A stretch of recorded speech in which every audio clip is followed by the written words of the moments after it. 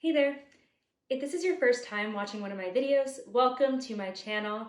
I am a book editor who previously worked at traditional publishing houses, including Penguin Random House, as well as a top-tier literary agency. I primarily work on novels, everything from thrillers to historical fiction to women's fiction. But really, I'm drawn to any story that hooks you in the first page and makes you hold your breath until the end. On this channel, I offer writing tips and advice on how to get published. I hope these resources help you wherever you are on your book writing journey.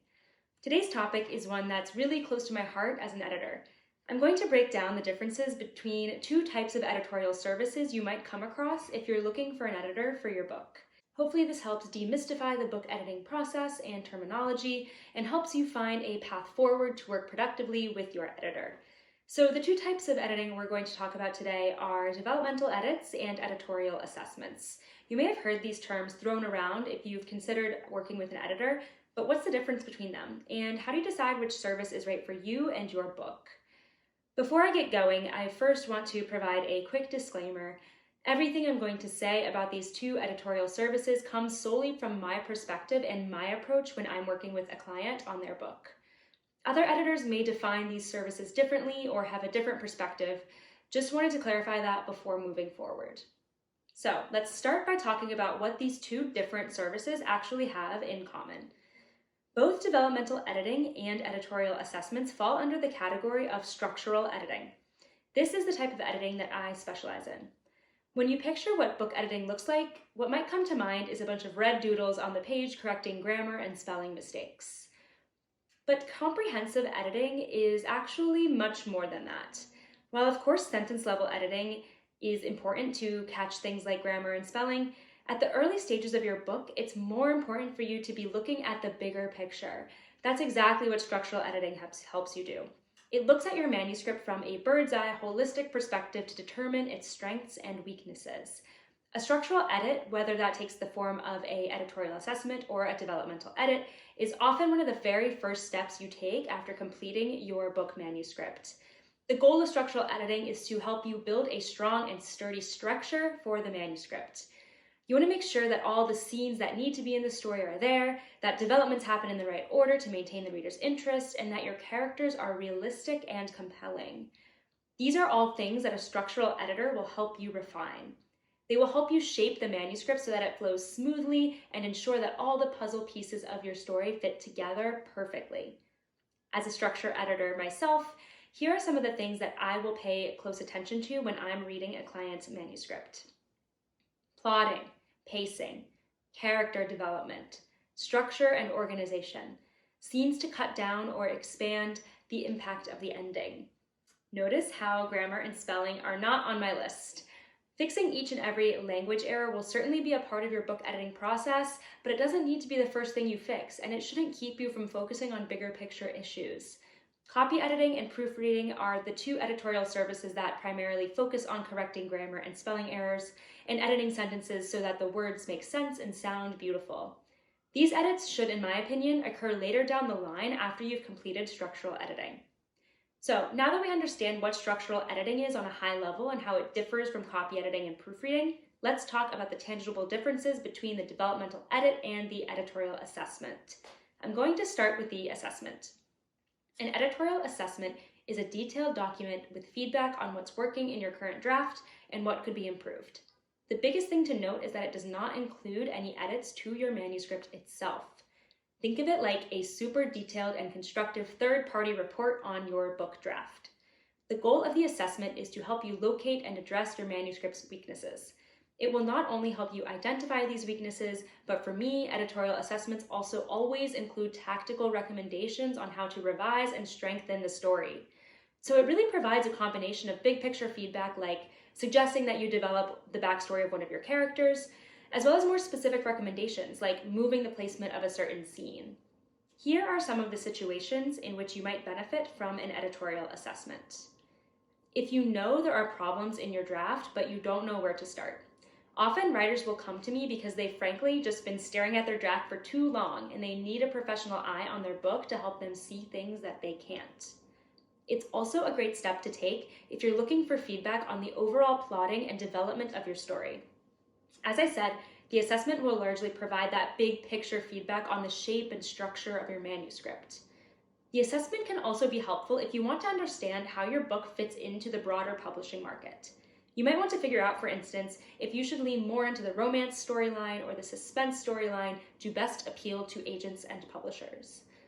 For writers who haven't yet had a professional review of their book, I always strongly suggest beginning with the editorial assessment because it'll help give you a roadmap to revisit your novel with a clear vision and a strong path forward.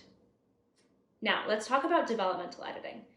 The most obvious way a developmental edit differs from an editorial assessment is that it includes comments and edits in your manuscript draft itself.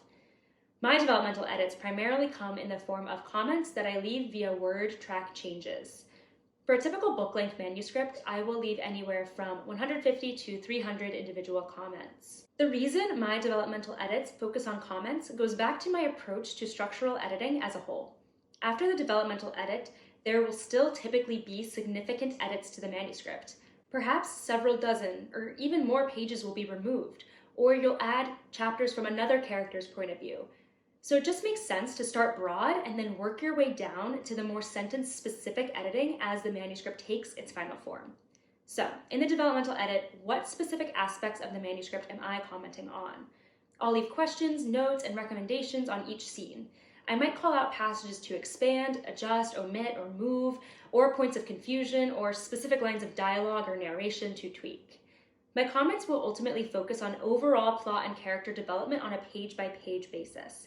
That said, the editor and grammar police in me can't help but correct errors when I see them, so I do leave some light in text edits as well. A developmental edit is a great step to take in the following scenarios. If you've already worked with beta readers and/or had a professional editorial assessment and you're looking for deeper scene-by-scene feedback. By nature, the developmental edit will be somewhat more specific than the editorial assessment because the feedback and comments will be tied to particular points in the manuscript. A developmental edit is also a good idea if you're looking to work through and troubleshoot very specific parts of your story. Perhaps you know that the second half of the novel, for instance, needs to be cut down to speed up the pace, but you just don't know what to cut and are having trouble killing your darlings. That's where a developmental edit can really prove useful to show you the specific passages that you could cut.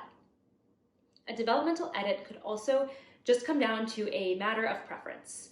Some writers simply prefer to receive feedback directly in their manuscript draft, particularly if this is closer to what they had in mind when they originally were thinking about hiring an editor. On that note, often if you're interested in pursuing a developmental edit, the editor you're speaking with will offer to provide a sample edit of the first 5 to 10 pages of your manuscript. This is a really great way to set expectations and ensure that the editor's style of feedback aligns with what you're looking for. That's why it's something I always offer to new clients before they begin working with me. When it comes to my services at the least, the last point to keep in mind when choosing between an editorial assessment or a developmental edit is the price. Personally, I price my developmental edits higher than my editorial assessments, and that's simply because it takes longer to work through the manuscript if I'm stopping on every page, or in some cases on every paragraph, to provide comments and revision suggestions. Another point that my clients often ask about is, what does an ideal editing process look like from start to finish?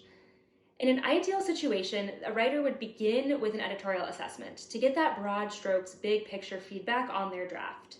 Then they would revise the manuscript according to the recommendations from the assessment and then pursue a developmental edit for that more specific page-by-page feedback.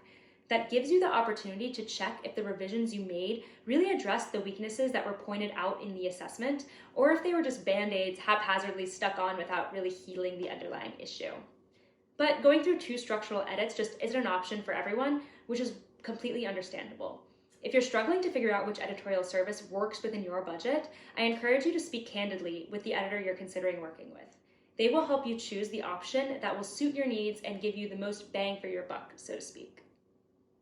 Ultimately, the truth is that there is no one-size-fits-all to writing or editing or publishing your book. Everyone paves their own path. Whether you pursue a developmental edit or an editorial assessment is your decision to make. Just be sure to find an editor who you really trust and who's truly invested in helping you along your journey.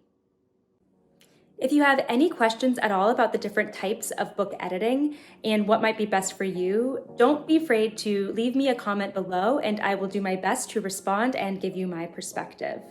And if you liked this video and found it helpful, head on over to my channel where I have more tips on strengthening your writing and pursuing publishing. While you're there, go ahead and hit that subscribe button to make sure you're getting notified whenever any of my new videos go live. I will be uploading new videos every week. Thanks so much and happy writing!